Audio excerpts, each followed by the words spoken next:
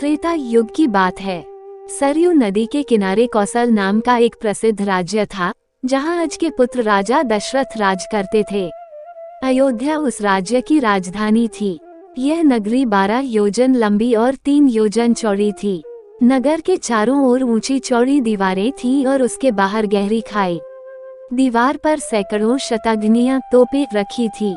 सहस्रों सैनिक और महारथी नगर की रक्षा में तत्पर रहते थे। नगर के बीचों बीच राजमहल था। राजमहल से 8 सड़कें बराबर दूरी पर परकोटे तक जाती थी। नगर में अनेक उद्यान, सरोवर और क्रीड़ागृह थे। ऊंची ऊंची अट्टालिकाएं थी, जिनमें विद्वान, शूरवीर, कलाकार, कारीगर और व्यापारी रहते थे। घर घर में लक्ष्मी का निवास था। बाजार अच्छी से अच्छी वस्तुओं से भरे रहते थे। नगर के लोग स्वस्थ और सदाचारी थे। कुल मर्यादा के अनुसार सभी अपने धर्म का पालन करते थे। सभी जगह शांति, पवित्रता और एकता का वास था। राजा दशरथ बड़े प्रतापी और सदाचारी थे। सगर, रघु, दिलीप आदि अपने पूर्वजों की तरह उनका भी यश चारों ओर फैला हुआ था। 8 सुयोग्य मंत्रियों की सहायता से वे राजकाज चलाते थे। इन मंत्रियों में सुमंत मुख्य थे। मंत्रियों के अतिरिक्त वशिष्ठ, वामदेव, जाबाली आदि राजपुरोहित भी राजा को परामर्श देते थे। इनकी सहायता से राजा सदा प्रजाहित के कार्यों में लगे रहते थे। राजा दशरथ ने बहुत दिन तक राजसुख का भोग किया। उन्हें धन, मान, यश किसी की कमी न थी, पर उन्हें एक दैत्य था। उनको कोई संतान न थी। जीवन उन्हें सुना सा लगता था।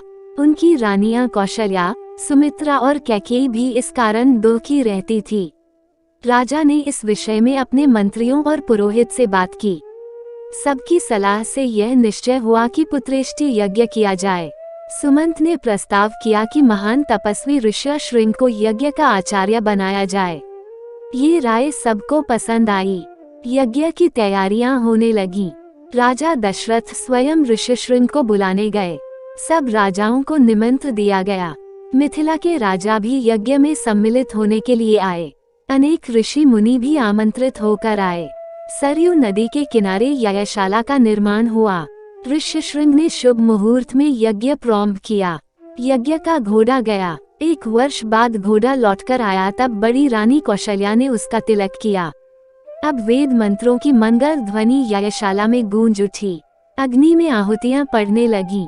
राजा दशरथ ने जब अंतिम आहुति डाली, तो अग्निदेव स्वयं सोने के पात्र में खीर लेकर उनके सामने प्रकट हो गए। ऋष्यशृंग ने अग्निदेव से खीर का पात्र ले लिया और राजा दशरथ को देकर कहा कि यह खीर पुत्रदायक है। अपनी रानियों को इसका सेवन कराइए। खीर लेकर राजा ने उसे सर से लगा लिया। उन्होंने खीर का पात्र कौशल्या को देकर कहा कि तुम सब बांट लो।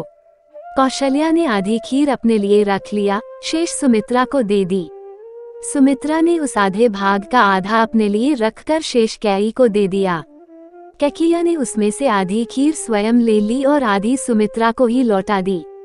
समय आने पर चैत्र मास के शुक्ल पक्ष की नवमी को बड़ी रानी कौशल्या के गर्भ से श्रीराम ने जन्म लिया। इसी तिथि पर हम आज भी रामनवमी का पर्व मनाते हैं। मंझली रानी सुमित्रा के 2 पुत्र हुए, लक्ष्मण और शत्रुघ्न। कैकेयी के एक पुत्र हुआ, उसका नाम भरत रखा गया।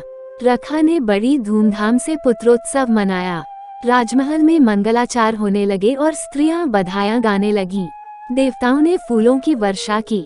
अप्सराएं नृत्य करने लगीं। राजा और प्रजा के हर्ष का ठिकाना न रहा। चारों राजकुमार बड़े सुंदर थे। धीरे धीरे वे बड़े हुए और साथ साथ खाने खेलने लगे। चरों में बड़ी प्रीति थी। लक्ष्मण राम के साथ अधिक रहते और शत्रुघ्न भरत के साथ। चारों भाई जब अयोध्या की गलियों में खेलने निकलते, तब उन्हें देखकर ठगे से रह जाते। राम के रूप में अद्भुत आकर्षण था। उन्हें जो देखता वह देखता ही रह जाता। अगर आपको हमारा वीडियो पसंद आया हो तो प्लीज चैनल को लाइक, शेयर और सब्सक्राइब करें।